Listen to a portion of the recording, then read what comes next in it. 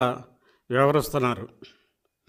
ఎన్నికల కోడ్ వచ్చినా కూడా వైసీపీ నేతల ఆగడాలు కట్ట పడలేదు.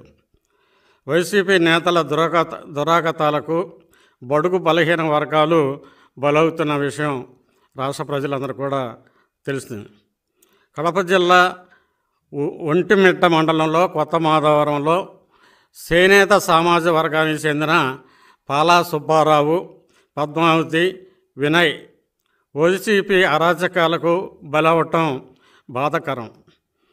రాష్ట్రంలో బడుగు బలహీన వర్గాల ఆస్తులకు రక్షణ లేదన్న విషయం మరోసారి స్పష్టంగా బట్టబయలైంది. మరి అదేవిధంగా నిరుపేదైన పాల సుబ్బారావు 3 ఎకరాల భూమిని అక్రమంగా రికార్డు మార్పించి చేజిక్కించుకున్నటువంటి వైసీపీ ఎమ్మెల్యే తన అనుచరులతో పోరాడలేక నిండు కుటుంబం ఆత్మహత్యలకు పాల్పడడం జరిగింది. ఇది ముమ్మాటికి వైసీపీ ప్రభుత్వం చేసిన హత్యలని భావించాల్సి వస్తుంది. సంఘటన జరిగి 24 గంటలు గడుస్తున్న ఇంతవరకు ముఖ్యమంత్రి స్పందించబోవటం దేనికి సంకేతం అనేది కూడా తెలుగుదేశం పార్టీ పక్షాన అడుగుతూ ఉన్నాం. వైసీపీ నేతల ఆగడాలను ఎదురొడ్డి పోడలేక సామూహికంగా హత్యలకు పాల్పడుతున్నామని సుబ్బారావు రాసిన సూసైడ్ లెటర్లో ఏమి సమాధానం చెప్తారు? గుట్టుమిట్ట రెవెన్యూ పరిధిలోని సర్వే నంబర్ 2187/2లో 3.10 సెంట్లు ఎకరాల భూమిని రికార్డులు మార్పు చేయడం వెనుక వైసీపీ అనుచరులు వాళ్ళ ప్రమేయం ఉన్న వాస్తవం కాదని సందర్భంగా అడుగుతామన్నాం.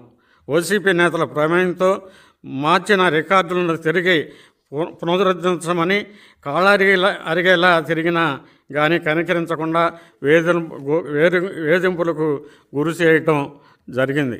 మరి ఇలాంటి పైశాచికమైనటువంటి దాడులు, హత్యలు మరి బడుగు బలహీన వర్గాల మీద ఈరోజు మరి ఎన్నికల కోడ్ ఉన్నా కూడా ఒక పేద చేనేత కుటుంబం వారి యొక్క ముగ్గురిని కూడా పొట్టన పెట్టుకోవటం దారుణం. ఇది వైసీపీ హత్యలు చేసేందుకని భావించాల్సి వస్తుంది. మరి ఈ సందర్భంగా ఆ సుబ్బారావు గారి కుటుంబ సభ్యులందరూ కూడా ప్రగాఢ సంతాపం తెలియపరుస్తూ ఉన్నాం. మరి ఈ యొక్క చేనేత వర్గాలని ఏ విధంగా హింసించింది ప్రజల్లోకి తీసుకువెళ్తాం, ప్రభుత్వాన్ని ఎండగడతాము, ఎలాంటి సందేహం లేదు.